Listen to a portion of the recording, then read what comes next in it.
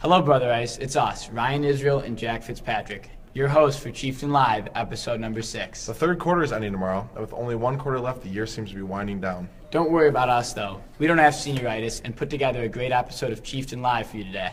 We've got a full slate of content, including a special with Colin Watts and Sports Talk with the Brother Ice administrator. But first, we're kicking things off today with the longest-standing Chieftain Live segment, Fun Facts with Fitz. What's your favorite thing about the iPads? Private browser. What was the last picture you took on your iPad? It's actually the video of Carter Dunaway telling you that he's getting Faster Horses tickets for What's your favorite iPad game?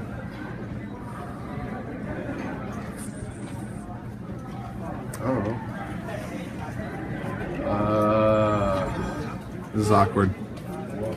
Yeah. A little bit. I really don't know. That's definitely the best recurring segment on Chieftain Live. Thanks, Ryan. In second place for recurring segments, here's Chieftain's Tricky Trivia. What is the name of Michael Jackson's first album as a solo artist? Off the Wall. I don't add. It's a good guess. Off the Wall. Who organized, he was a part of a group, but who organized the Boston Tea Party? Boston Tea Party. You know what? I don't know the answer, but I'm going to say Big Papi. Oh. Paul Revere? I don't know. Good guess. Answer Samuel Adams. Thanks for playing, Chris. Honored to be here. Where's the National Baseball Hall of Fame located? Milwaukee, Minnesota. Would that be located in, I think that's I need the city and the state. city and state. I know it's in Ohio. That's incorrect. That's incorrect. Brother Rice is really good at trivia. That's for sure. In this month of March, a sense of madness seems to creep into the halls of Brother Ice due to March Madness basketball tournament. While everybody is filling out their brackets, we caught up with Brother Ice's president, Mr. Reedy, to see who he has in his bracket. Hello, and welcome to the Presidential Bracket Challenge. I'm Ryan Israel. I'm here with Mr. Reedy, who did us the favor of filling out his bracket for the March Madness tournament. We filled it out up to the Sweet 16, so we're going to take you guys through who Mr. Reedy has winning these matchups and, of course, who's going to be the champion. So I will give you the pen, and we will start with the Villanova versus Florida game. The 1 versus 4 matchup, you've got the 1 versus 4, which is where the seeds are going to be. Who do you have winning that game? Yeah, so I thought it was going to be, kind of favorites run the board in this particular part of the bracket. And Villanova is a great Catholic school. We have some faculty and staff in the building who have Villanova ties. It was tough because I come from the Sunshine State, but I'm going to go with Villanova to beat Florida, and we're going to stay on plan there with that game. And then the second matchup, you got SMU, the 6th seed Southern Methodist University, against Duke.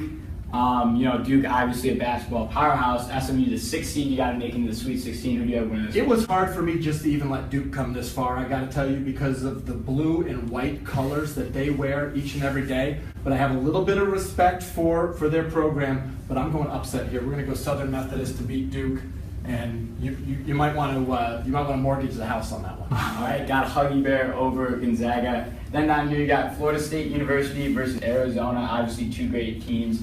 Arizona in the Pac-12 and FSU with a great season in the ACC. Who do you have winning that one? ACC was real strong this year. Florida State, a lot of people don't know, flew under the radar all year. I'm going to go Florida State here.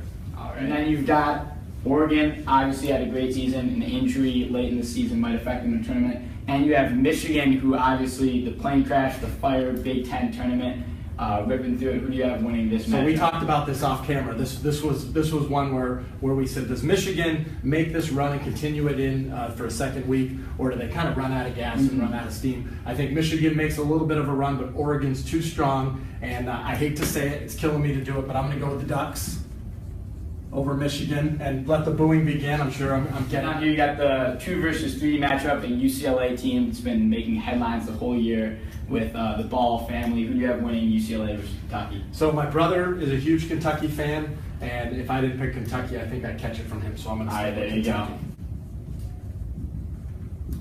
Who do you have winning? I think this is where Cinderella ends for SMU, so we're going to go Villanova. And you got West Virginia versus Florida State. That would be a 4 versus a 3. Interesting matchup. So this one was for my brother, and then my oldest son, Ashton, that you guys see sometimes at some of the games. He's a huge FSU fan, and if I didn't pick FSU, he'd get upset with me. So if we lose that one, we'll blame it on and him. then UNC versus Kentucky, obviously a battle between two NCAA This will be a game that I think all the television stations and CBS and the ratings will love. And I went with Kentucky to beat UNC.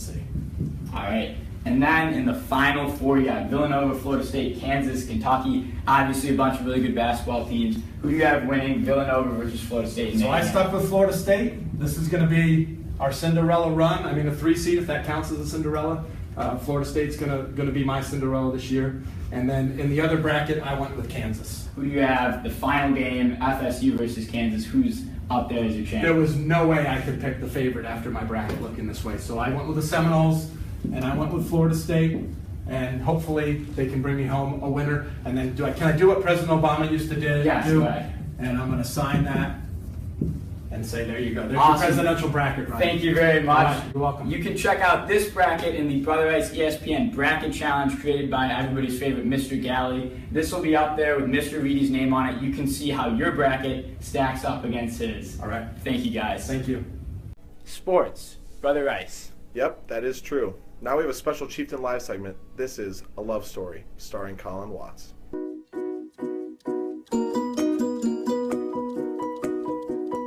So as a lot of people know, I took a shot this Valentine's Day.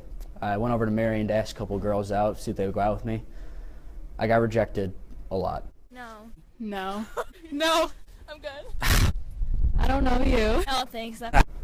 But eventually, after countless amount of ladies denied me, one girl eventually actually said yes. Sure. Oh, yeah. To say the least, I was pretty fired up after she said yes. So, of course, I decided to give her a call and ask her when we were going to go on our big date.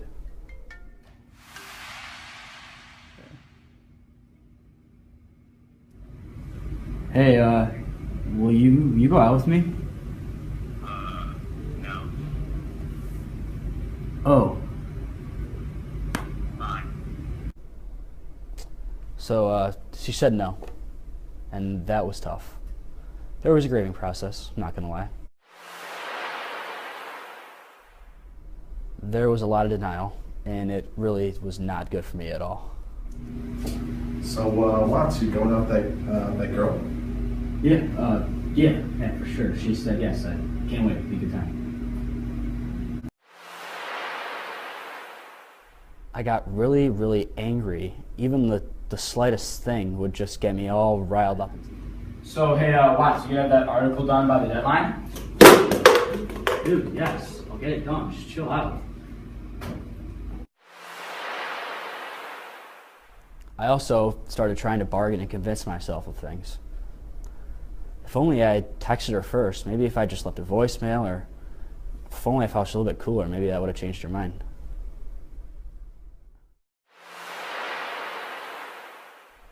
Things got dark for a while. I was sleeping in class. Things just didn't feel the same like they had been before. I was sad, and I really started listening to The Fray a lot.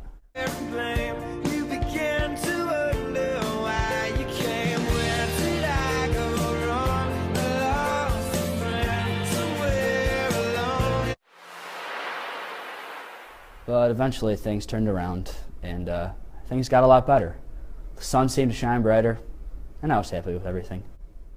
Like I don't care, baby, by the way. Because I'm happy. Clap along if you feel like a room without a roof. Because I'm happy. Clap along if you feel like happiness is the truth. Because I'm happy. Wow, that was interesting. Maybe Con will be able to find a date someday. Probably not. Yeah, you're right. And with that, we're done for today. Make sure to read today's new edition of The Chieftain. There's lots of great content, including the new car of the month and an exclusive interview with a college football player. Make sure to read that. And as always, Peace and love, Brother Rice.